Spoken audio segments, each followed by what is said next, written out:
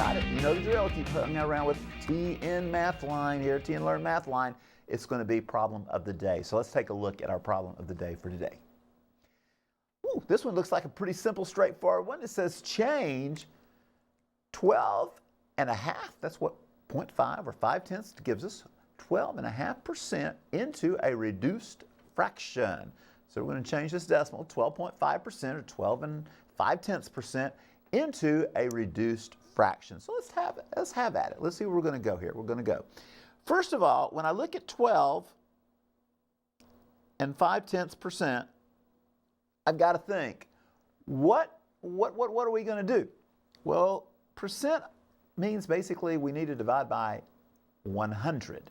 And if we're going to divide by 100, to shift this into a decimal, that is what's going to happen first. We're going to move that decimal over 2 places. So it's going to give us 125 thousandths with a th on the end of it. Not thousand, but thousandth with the th. Now, what do you say that means, Ernie? Well, it says take 125 and we're going to write it over 1,000. And that's how we're going to reduce this fraction. Now, those are kind of big numbers. Those kind of big numbers. I mean, 125, 1,000. However, I notice there's a 5 and a 0, and that gets me going. That gets me started, all right? So let's just work this thing down a little bit. If I divide 5, let's do it. Divide by 5. And you say, Ernie, why did you do that? Well, I could say because I wanted to, but because we know if we have a 5 and a 0 on the end, 5 will go into both those numbers. Now, there could be bigger numbers than 5, but I'm going to just play with 5 right now because some of our viewers are thinking, I got it, all right? So here we go. We're going to have 25 when we divide that one out. And anybody can divide 5 into 1,000, right? Because you're just saying 5 into 10 goes 2 times. Bring along the 2 zeros. My goodness, it's looking already a lot better, isn't it? Let's take another notch on it. How about it? Let's divide by 5 again because I see 5s and zeros. Now, by the way, folks, if we can do it twice, that meant we could have done 25 to begin with, but that's okay. We're moving along here. See what happens now. I'm going to take, you're going to take, I hope at home. Yeah, you got it. Let's see what we've got here. We are going to have, it looks like 5 in the numerator because that's what 25 divided by 5 gives us. Then I've got 200 divided by 5, which is going to work down to 40.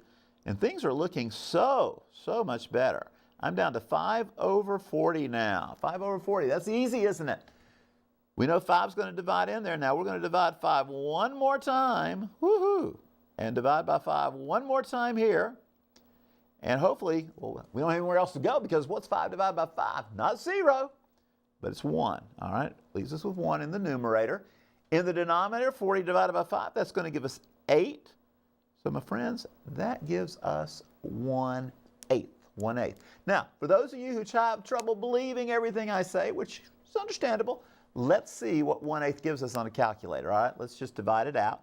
We're going to take it right over here. 1 divided by 8. And I'm betting on 125 thousandths with the th on the end. And there it is. Something you all like to call it. That's 0.125 or 125. Yes, it is. And if you shift that decimal back, of course, you will be at 12.5 or 12.5%. And there's your problem today, folks. Pretty easy.